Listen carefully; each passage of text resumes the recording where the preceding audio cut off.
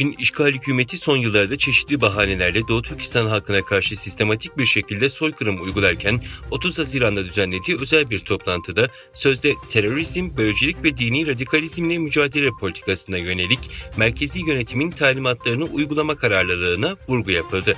Çin Propaganda Tanrı Dağı sitesinde yer alan habere göre Doğu Türkistan'daki Xinjiang Halk Hükümeti Güvenlik Bürosu merkezi hükümetin taleplerini benimsemek için 30 Haziran'da ortak bir video konferans toplantısı düzenledi. Toplantıda yaz sezonu güvenlik korumasına uygun olarak derinlemesine baskı ve temizlik operasyonları yürütme talimatı verilirken bazı bölgelerde 100 günlük temizlik hareketi adı altında keyfi tutuklamaların başlatıldığı duyuruldu.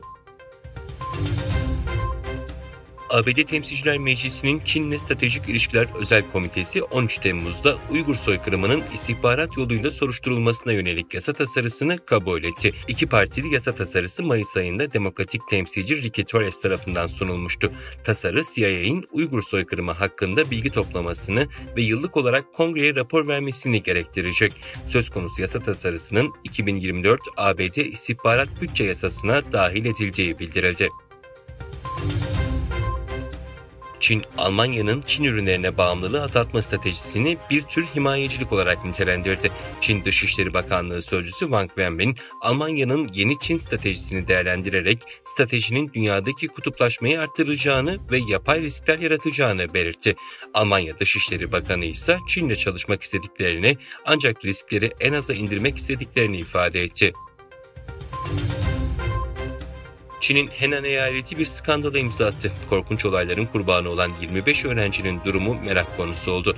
İddialara göre 39 yaşındaki Wang Yun adlı kadın öğretmenin kendisi gibi öğretmen olan bir arkadaşıyla tartışması sonucu olaylar gelişti. Tartışma sonucu sinirlenen öğretmen Yun, sınıfında bulunan 25 öğrencisinin yemeği olan yulaf lapasına sodyum nitrat katarak tüm öğrencilerini zehirledi.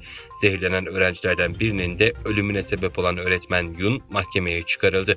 Alınan bilgilere göre Wang Yun'un idam cezasına çarptırılmasına karar verildi. 2017 yılında eşiyle tartışan öğretmen Wang Yun, eşini de aynı şekilde sodyum nitratla zehirlemeye çalıştığı bilgisine ulaşıldı.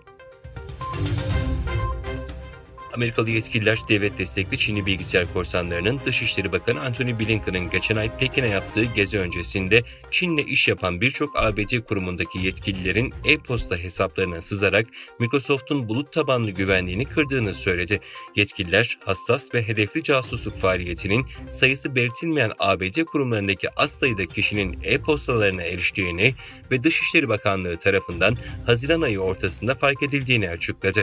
Yetkililer ihlal edilen sistemlerin hiçbirinin gizli olmadığını ve çalınan verilerin de gizli olmadığını kaydetti.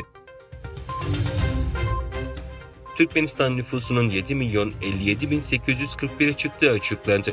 Türkmenistan Devlet İstatistik Komitesi Başkanı ülke nüfusunun 7.057.841'e çıktığını, söz konusu nüfusun %47,1'inin şehirde, %52,9'unun ise kırsal kesimde yaşadığını aktardı.